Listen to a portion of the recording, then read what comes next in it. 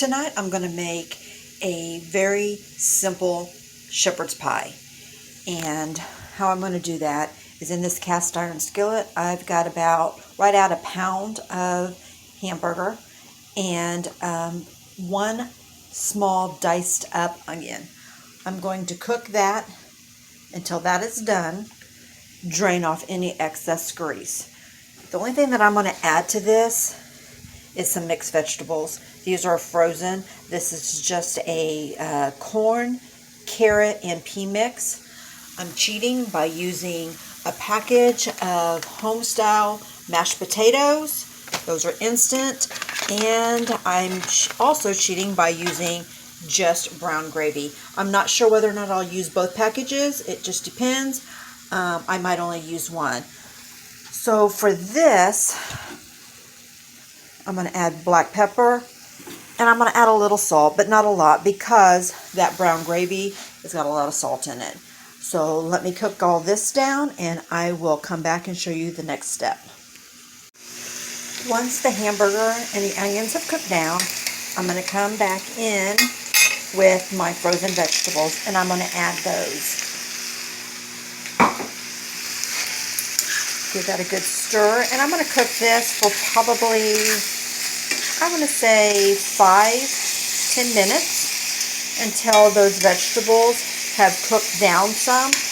The only reason why I do this is because I kind of like my vegetables a little bit soft in a shepherd's pie, and I find that if you put the frozen vegetables directly in this and stick them in the oven, they don't get cooked as much as I like them. So I'm going to cook these down some.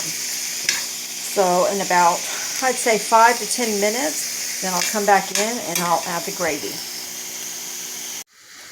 Now that my vegetables have cooked down, I'm going to just add, I'm going to go ahead and use both packages, just because I want a lot of gravy in mine.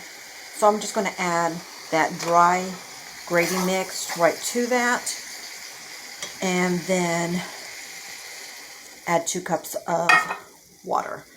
Each package of gravy requires 2 cups. I'm sorry, one package of gravy requires 1 cup of water. So I'm just going to stir this in, and I'm going to cook this until this gravy thickens.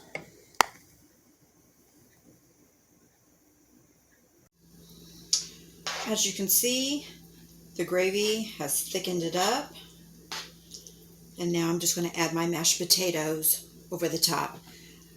Now, I just used the instant mashed potatoes.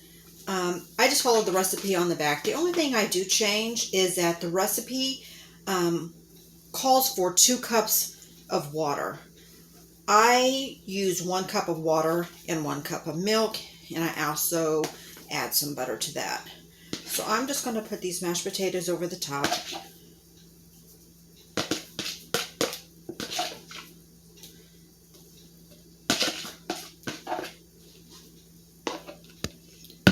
I probably could have used 2 packages of mashed potato, actually, but that's okay. It doesn't have to be perfect. I just want to spread this out.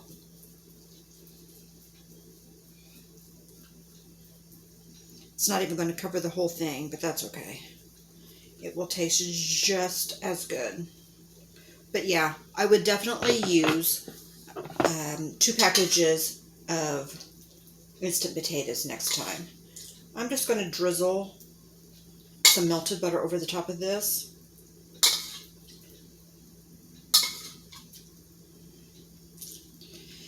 And then on top of that, I am going to add some shredded cheese. And now this is optional. If you don't want to add the cheese, you don't have to.